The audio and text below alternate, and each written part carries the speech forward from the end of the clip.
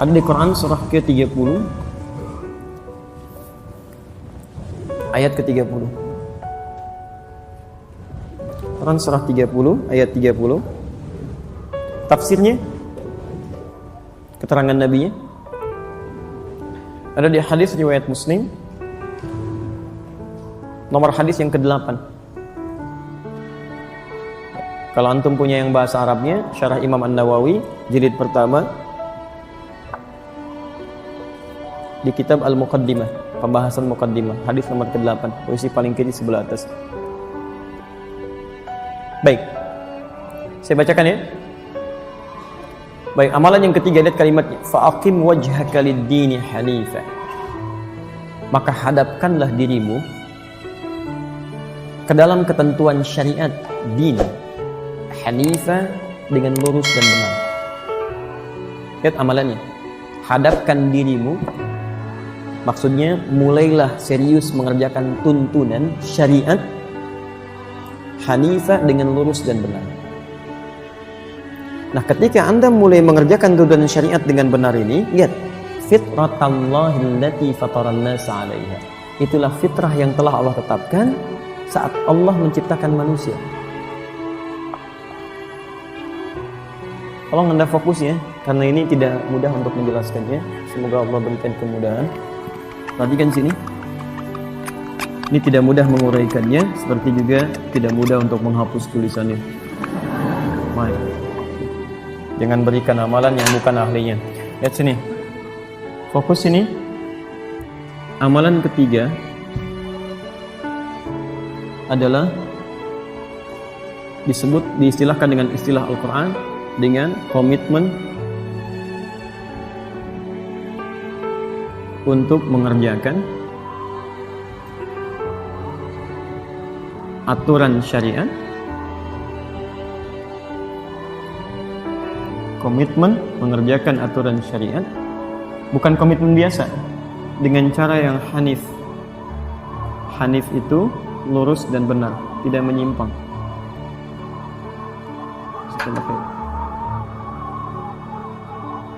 Nah, ketika Anda komitmen mengerjakan tuntunan syariat, aturan syariat itu dengan lurus dan benar, itu oleh Allah disebut fitrah. Fitrah kehidupan kita. Ternyata saat kita diciptakan itu penciptaan kita, tujuan utamanya untuk menjadikan kita memenuhi aturan syariat untuk ibadah. Quran surah 51 ayat 56, wa ma khalaqtul jinna wal insa illa liya'budun. Tidaklah aku ciptakan jin dan manusia itu kecuali untuk ibadah kepadaku. Nah, ibadah yang benar itu kan sesuai dengan aturan syariat. Sekarang perhatikan, fokus. Ini disebut oleh Quran dengan fitrah. Taknya terbuka. Gini. Fitratallahi allati fataran nasa 'alaiha. Sedangkan fitrah ini seakar dengan kata fitrun. Fitrun materinya, hasilnya disebut dengan fitrah. Akar katanya disebut dengan fatara. Sifat Allah yang memiliki sifat ini disebut dengan fatir. Sekarang perhatikan, ketika Nabi Ibrahim bertekad memenuhi tuntunan syariat, meninggalkan semua sembahan kaumnya, bahkan beliau meninggalkan matahari, meninggalkan bulan, meninggalkan segalanya untuk menuju kepada Allah, beliau menyebutkan kalimat fatara ini yang kaitannya dengan fitrah. Quran surah ke-6 ayat 79, supaya terukur dengan ini Qurannya. Quran surah ke-6 ayat 79. Perhatikan, ketika Nabi Ibrahim sudah menemukan aturan Allah yang ingin beliau kemudian ikuti dengan baik, meninggalkan semua sembahan kaumnya, meninggalkan anggapan pribadinya, lihat kalimatnya, inni wajjahtu, mulai hari ini saya akan pasrahkan diri saya hadapkan diri saya, wajhiya lilladzi fataras samawati wal ard. Fatara ini, saya akan arahkan semua, pasrahkan diri saya kepada aturan pencipta yang memiliki langit dan bumi. Lihat kalimatnya, hanifa, saya akan kerjakan itu dengan lurus dan benar. Ada ayatnya? Quran surah ke-6 ayat 79. Ada ayatnya? Baik, fataranya disebutkan, hanifnya disebutkan. Fatara kata kerjanya, perhatikan, fitrun ini kata bendanya, materinya, fitrah ini sifatnya. Di sifat kita itu ketika diciptakan oleh Allah Subhanahu wa taala itu untuk kembali kepada syariat, menunaikan tuntunan syariat. Jadi amalan yang ketiga di bulan Syawal itu, kenapa hari pertama disebut dengan Idul Fitri, kembali kepada fitri, ditafsirkan oleh Ibnu Abbas, orang yang kembali ke fitri itu bukan cuma makannya baik, bukan cuma mendapatkan pakaian baik, tapi lebih daripada itu, terpenuhilah semua asas kehidupannya ini kembali kepada fitrahnya. Ini semua fitri ini didorong untuk memenuhi kebutuhan fitrahnya. Semakin dekat dengan Allah Subhanahu wa taala. Makanya diistilahkan oleh beliau Idul Fitri bermakna Idul Fitrah. Dikembali kepada fitri itu ditunjukkan dengan bukan hanya ada perubahan dari segi penampilan dan makanan, tapi perubahan dari segi fitrahnya.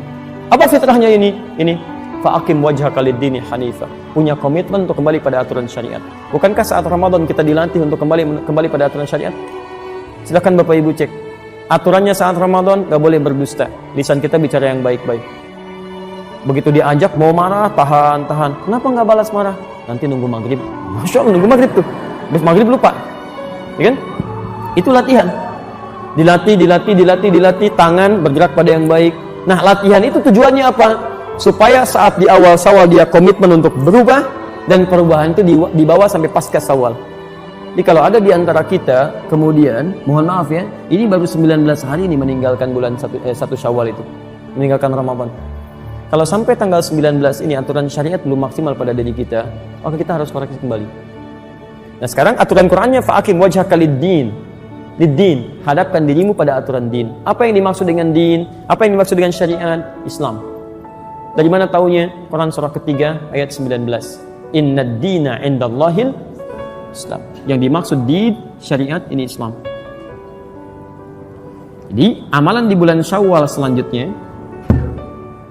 yang berlaku terus melewati Syawal adalah ada komitmen dari setiap muslim untuk kembali pada aturan-aturan Islam dalam kehidupannya. Apa diantaranya? Ketika ditanya tentang Islam oleh malaikat Jibril kepada Nabi Muhammad SAW, jawaban pertama dari Nabi SAW adalah terkait dengan amalan-amalan ritual kita. Di hadis Muslim, nomor hadis yang ke-8 yang tadi Anda catat. Begitu malaikat bertanya pada Nabi SAW, lihat kalimatnya, mal Islam, apa itu Islam? Kata Nabi, lihat, antasyhada an la ilaha illallah wa anna Muhammad Rasulullah. Lihat memaknai kata Hanif, saya komitmen tidak menjadikan Tuhan manapun selain Allah sebagai Tuhan yang layak untuk disembah. Ilah itu Tuhan yang layak untuk disembah. La-nya itu nafi.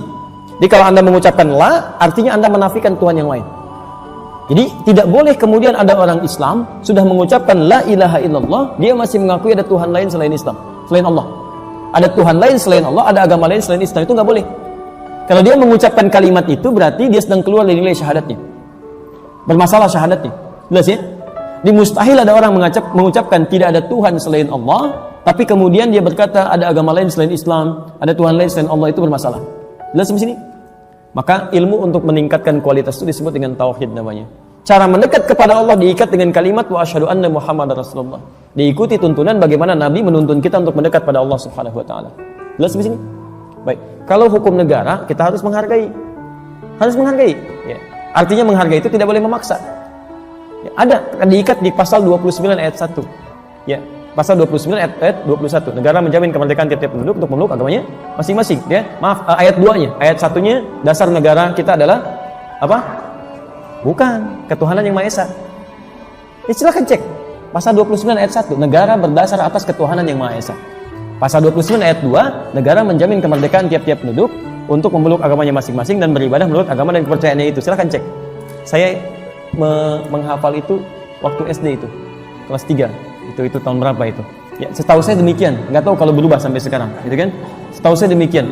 Nah, yang paling menarik begini. Yang paling menarik, silakan kembalikan. Aturan itu jelas. Kata Quran, la ikraha fid din. Nggak boleh paksa orang. Jadi kita nggak boleh paksa orang ikutan sholat, ikutan ibadah. Silahkan, masing-masing aja. Kita hanya boleh berdakwah dengan lembut. Kalau mau terima, silahkan. Tidak, kami nggak akan paksa. Nggak boleh. Tapi juga kita tidak diperkenankan intervensi agama orang lain dengan mengatakan semua agama sama, itu nggak boleh. Kalau semua agama sama, kenapa dia pilih itu, dia pilih ini, dan saya pilih ini? Ya, maka lakukan masing-masing, dan itu toleransi tingkat yang paling tinggi. Zero toleransi itu dalam akidah, toleransi tingkat yang paling tinggi. Paham sampai sini? Baik. Maka kalau ada orang mengatakan dia beriman, dia muslim, tapi masih mengatakan semua agama sama, itu orang sedang sakit. Kurang sehat dia, mungkin lelah gitu ya. Nah, yang seperti itu jangan diikuti. Jangan diikuti. Ini satu. Yang kedua, mohon izin saya teruskan. Wa tuqimas shalah. Dia memperbaiki salatnya. Menyempurnakan salatnya karena iqamah itu sempurna. Maka mohon maaf, coba buat perubahan pada diri kita. Kita harus punya resolusi untuk berubah. Dimulai Idul Fitri ini, coba perbaiki. Antum dilatih sholat sunnah, sholat tarawih, tahajud, kemudian duhanya, nggak ketinggalan saat Ramadan. Masa iya sih dari semua banyak sholat itu tidak membuat sholat kita berubah lebih baik pasca Ramadan? Ayo, ya, maaf. Ini bahasa Quran halus sekali, halus tapi tajam. Bahkan ada orang sholat masih belum tahu, belum paham apa yang dibaca dan dilakukan dalam sholatnya. Mau sampai kapan? Antum rukuk nggak ngerti yang dibaca, sujud gak paham yang diucapkan. Bagaimana bisa khusyuk sholatnya? Karena dari itu kita belajarlah. Hari ini kita ambil takbir, pahami isinya, kemudian maknanya apa. Jadi begitu lisan mengucapkan Allahu Akbar, hatinya, pikirannya kemudian menerjemahkan Allahu Akbar, Allah Maha Besar. Hatinya meresapi, saya berikrar Engkau yang Maha Besar ya Allah, tapi saya masih merasa besar dalam hidup, kadang-kadang sombong pada orang lain. Ya Allah, jangan wafatkan saya dalam keadaan sombong ya Allah. Jangan wafatkan saya dalam keadaan merasa besar ya Allah. Anda baca Allahumma baini wa baina khatayaya, ya, kemudian setelah itu Anda pahami artinya, begitu Anda takbir baca doa itu rasakan dosa apa yang Anda bawa sampai pengen minta diampuni. Allahumma baini wa baina khatayaya kama ba'adta bainal masyriqi wal maghrib. Ya Allah, kalau saya salat sekarang membawa kesalahan dosa ya Allah, dan mungkin waktunya saya wafat sekarang, mohon ya Allah, ampuni saya, jauhkan saya dari kesalahan saya. Jangan dibuka lagi sampai kiamat ya Allah. Seperti timur dan barat tidak pernah dipertemukan keduanya.